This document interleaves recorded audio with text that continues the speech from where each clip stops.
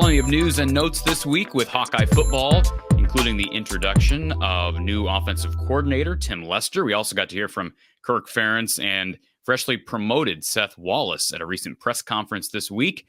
But we also got a little bit of a confirmation tidbit as it relates to some news, some roster news regarding an Iowa linebacker. We'll talk about the return of a super senior linebacker in just a second, and his name is not Jay Higgins or Nick Jackson. But first, want to thank Under the Kitchen.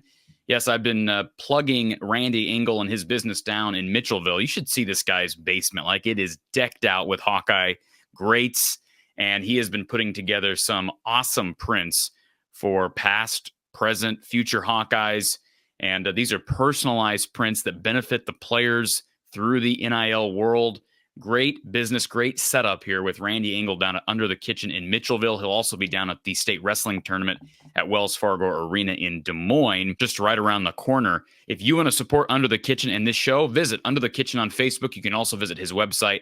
It's underthekitchen.square.site, underthekitchen.square.site. Appreciate Randy down to Under the Kitchen. And yes, the news today and this week, Kyler Fisher returning to Iowa football. Now, for you that say, we already knew this. Yeah, we knew this, basically.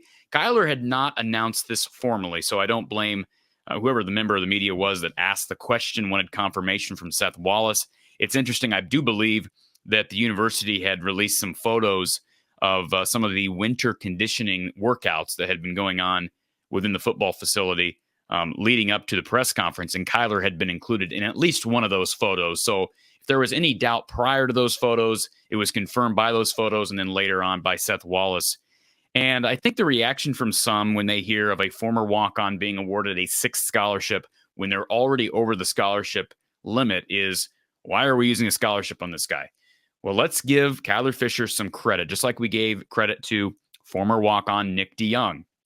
This is a guy who has paid his dues, has really been impactful, not just on defense, but on special teams.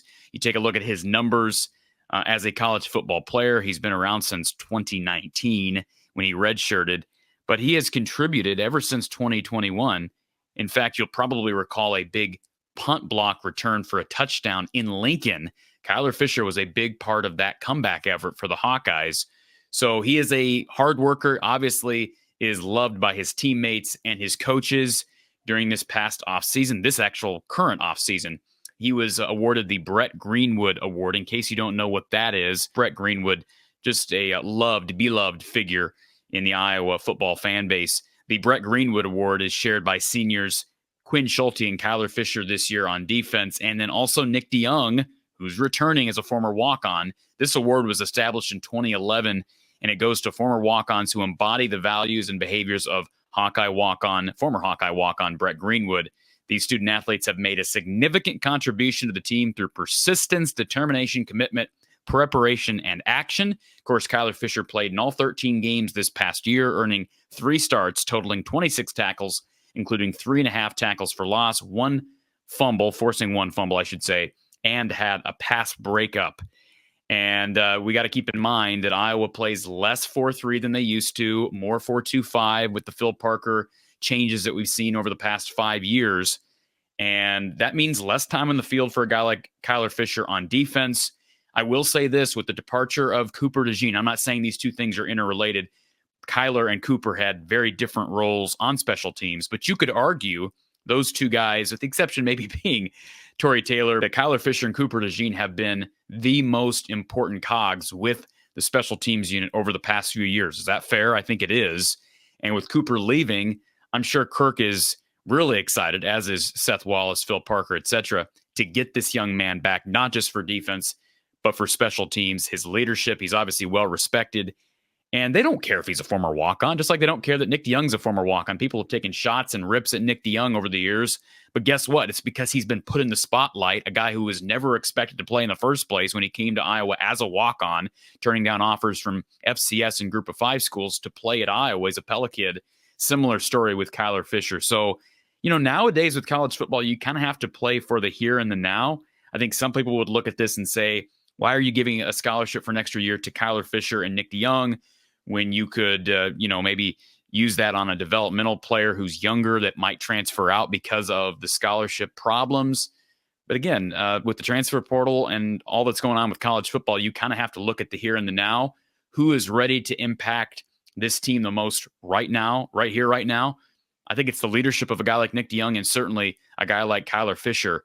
And, now with Nick Jackson and Jay Higgins coming back, like one of those guys goes down, who does Iowa go to? Probably Kyler Fisher. Now, I don't know how interchangeable he is with that linebacker core, the way it's set up. But it is going to be interesting to see what the rotation is. And yes, this does bring into question who will stick around. That was a question asked of Seth Wallace this week at that media availability. And here's 3 guys to keep an eye on. And I'm not going to sit here and try to make predictions about who I think is going to transfer out. But 3 guys to keep an eye on, I think, heading into spring and then during that open transfer portal window after spring. One being Zach Tweet. He's a Roland Story native right here in Story County. Of course, I'm here in Ames. He is from Story City. He's a guy who, redshirt junior year now. If he doesn't play this year, and I don't think he probably will, barring some amazing climb or maybe some injuries, he would be a guy to watch. Jaden Harrell is also a redshirt junior. And then Jaden Montgomery is a redshirt sophomore, and a little younger, but we have not seen him appear on a depth chart. I know Carson Shire has been thrown out there. I know the staff really likes Carson Shire. He is also a redshirt junior. And we know about the patient story of Jay Higgins. He stuck around, and it really paid off. Those guys I just named don't have COVID years like Jay Higgins. So if they stick around as redshirt juniors, with the exception being Jaden Montgomery, who's a redshirt sophomore, they won't have an extra year. So even if Jay Higgins, Nick Jackson, they move on, Kyler Fisher moves on, you got, maybe 3 guys playing for 2, maybe 3 spots, and then you're going to be competing against a bunch of young, talented players like Ben Keeter and Derek Weisskopf. So anyways, that's the situation at linebacker. Those are my 2 cents at least. They got to get those scholarship numbers down. My guess is they'll lose at least one of those guys, and that's just the nature of the beast now with college football. I'm happy for Kyler Fisher that he's back and obviously well-respected. And I think the former walk-on stories are just frankly cool stories.